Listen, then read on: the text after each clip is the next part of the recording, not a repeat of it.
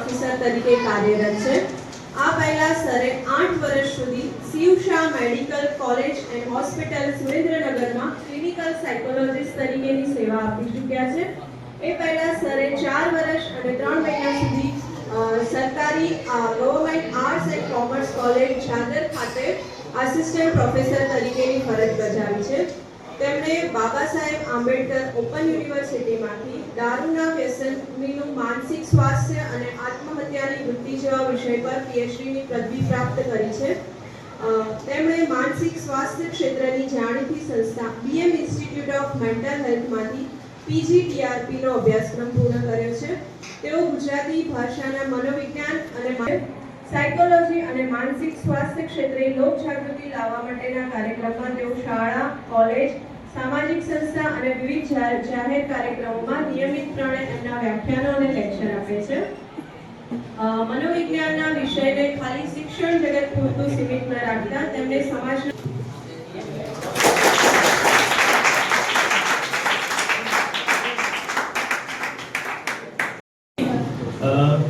આજનો સેમિનાર થોડોક અલગ વિષય ઉપર છે।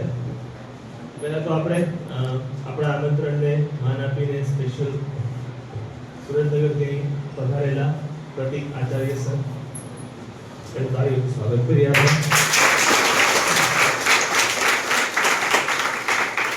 ઇનિશિયેટિવ જે પ્રવૃત્તિના હેઠળ લેવામાં આવ્યું છે શબ્દધારાના કોર્ડિનેટર જાનકી મેડમ, સાથે સાથે એનટીએમ જે મેન્ટલ હેલ્થનો આપણે કોન્સેપ્ટ લીધો છે એના કોર્ડિનેટર ખટારા સર આપણા માટે ચિંતિત છે અને વર્ક કરે છે। મારા સાથી મિત્ર મોડરેશન આપણા madam teaching non teaching staff અને સૌથી અગત્યનું તમે વિદ્યાર્થી મિત્રો। આજના ટોપિકના બે વિષય માટે 2 મિનિટ મારે તમને જણાવવાની રહી કે ભાઈ આપણે આ વિષય શું કામ પસંદ કર્યો। તો અત્યારના યુથની અંદર જે વસ્તુઓનો એક આ આધુનિક યુગમાં જેમ જેમ નવી નવી વસ્તુ આવતી જાય નવા નવા આધુનિક રોગો પણ આવતા જાય એમાં એક છે ડિપ્રેશન। અને એવું જરૂરી નથી કે ભાઈ એ પૈસાવાળા માણસને આવે ગરીબ માણસને ન આવે, કે ભણતા હોય ને ન આવે, નોકરી કરતા હોય ને આવે, કે નોકરી કરતા હોય ને ન આવે, ગમે ને આવે, ગમે ત્યારે આવે। શું હોય તો કે આપણને કંઈ કારણ વગર આપણા મૂળમાં સ્વિંગ હોય, શું કરવું એની સમજણ ના હોય, કંઈક મનની અંદર છે એ અણગમતું થતું હોય તો પહેલાના સમયમાં માણસો એના વિશે વાત કરતા, વિચારતા, અચકાતા। પણ હાલના સમયમાં એક સોસાયટી, સરકાર આપણા માટે ચિંતિત છે અને જાગૃતિ લેવા માટે પ્રયત્ન પણ કરે છે। તો જનરલ નોલેજનો પ્રશ્ન પૂછી લો, તમને ખબર છે કે મેન્ટલ હેલ્થનું બ્રાન્ડ એમ્બેસેડર છે એ કોણ છે ઇન્ડિયા લેવલે, ભારત લેવલે? Anyone from you? Anyone from you? નહીં કોઈ તો કોઈ નથી। ચાલો એક હિન્ટ આપું, લેડી એક્ટ્રેસ છે। ચાલો હવે તો ઘણાને ખબર પડી ગઈ છે।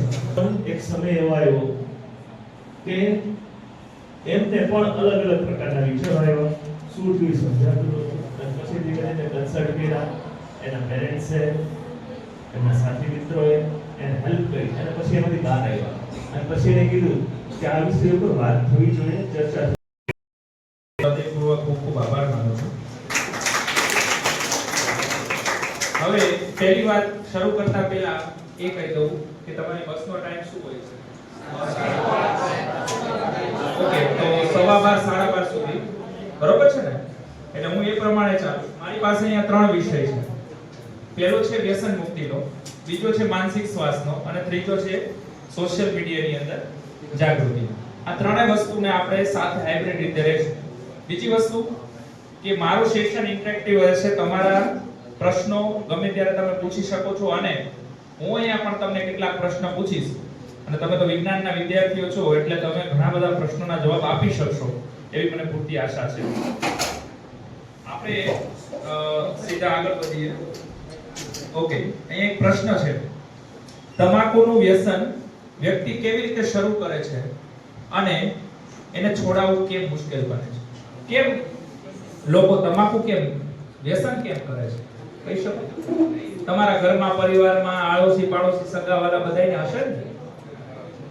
બોલ બોલી બે દાણા આપણે ચાકી દે, મોજ આવે છે કે નહીં? કંઈક એમને મોજ આવતી હશે એટલે જ ને. અને એમાંય તે કેટલી વાર સુધી સોળે હરખાય તો જ મજા આવે. એટલે રુચિ જાગે અંદરથી, આપણને ઉત્સાહ જાગે. એટલે એક પ્રકારનું આ છે ને, આપણે આનંદ કરવા, મોજ માટે, એના માટે આપણે વ્યસન કરીએ. ચાલો બીજું કારણ.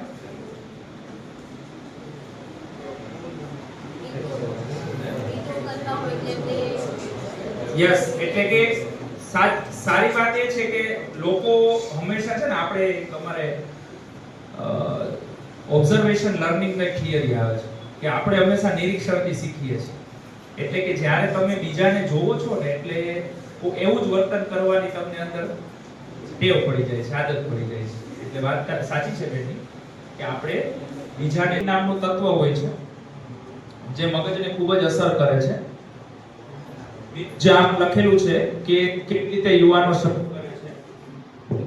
તો પ્રયોગ કરવાની અંદર ખાસ કરીને તમે બધા વિદ્યાર્થીઓ 10મા 11મા 12મા હશો ત્યારે આમ પ્રયોગ કરી જોઈએ કેવું લાગે. ગુટકા હોય તો કેવો અવાજ આવે, લાવ ચાખી જોઈ.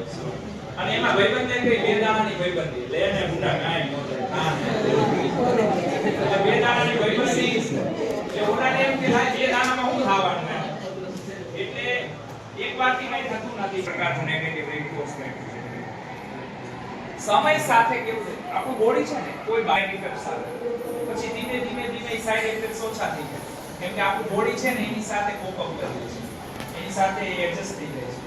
એટલે વ્યસનમાં એવું છે, શરૂઆતમાં કદાચ તમે જો પહેલી વાર ગુટકા કોઈ અખતરો કર્યો હોય અને મોઢામાં નાખ્યું હોય ગુટકા, ચક્કર આવવા, ઉડકા ઉલટી જેવું થવું, સિગરેટ પીધી હોય તો ઉધરસ